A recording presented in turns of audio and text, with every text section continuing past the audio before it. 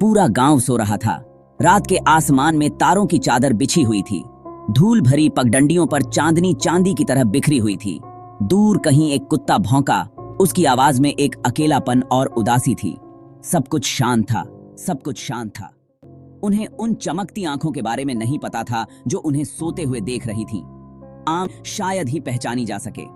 डर की गंध। गांव वाले सोते रहे बेखबर, उस खतरे से अनजान जो उनकी आग के घेरे के ठीक बाहर दुबका हुआ था। रात ने अपनी सांसें थाम रखी थीं, इंतजार कर रही थी। एक खून जमा देने वाली चीख ने सन्नाटा तोड़ दिया। एक औरत की चीख दहशत से भरी हुई। यह ऐसी आवाज थी जिससे रूह कांप उठती है। एक ऐसी आवाज जो आदिम भय की बात करती थी। गांव में अफरा तफरी मच गई। लोग अपने अपने घरों से बाहर निकल आए। टिमटिमाते हुए तेल के दियों की रोशनी में आंखें मल रहे थे। हर तरफ भ्रम था। क्या हो रहा था? कौन खतरे में था? तभी उन्होंने उसे देखा।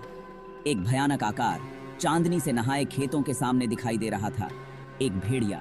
उसकी आंखें अंधेरे में लाल चमक रही थीं। उसके दांत चमक रहे थे जिनसे लार टपक रही थी। उसने खून चख लिया था और वह और चाहता था। ग्रामीणों को दहशत ने जकड़ लिया। चारों तरफ अफरा तफरी की आवाजें गूंज रही थीं। भेड़िए ने बिजली की गति से हमला किया और उसके शक्तिशाली जबड़ों ने हड्डियों को कुचल दिया। पुरुषों ने अपने पास मौजूद हर हथियार से मुकाबला किया, लाठियां, पत्थर, खेती के औजार। लेकिन भेड़िया बहुत ताकतवर था, बहुत तेज था। तभी आशा की एक किरण दिखाई दी। गांव के मुखिया राम सिंह नाम का एक हट्टा कट्टा आदमी भेड़िए को जाल में फंसाने में कामयाब हो गया। भेड़िया गुर्राया और इधर उधर भागा। उसकी शक्तिशाली मांसपेशियां रस्सियों के खिलाफ जोर लगा रही थीं। लेकिन अभी के लिए वह काबू में था। जैसे ही राम सिंह करीब आए, भेड़िया तनाव में आ गया।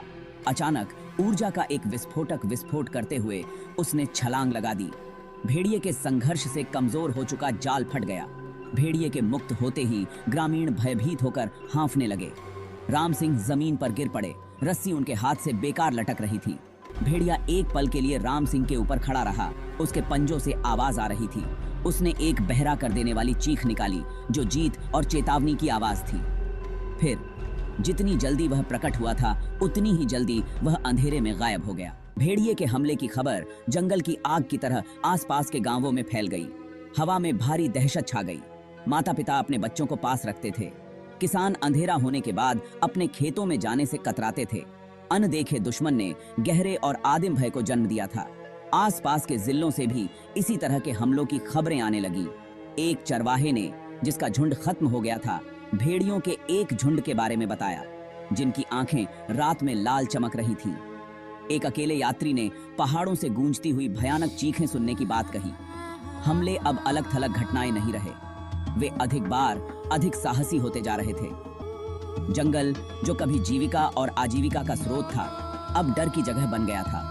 अनदेखे खतरों के लिए दुबका हुआ मैदान।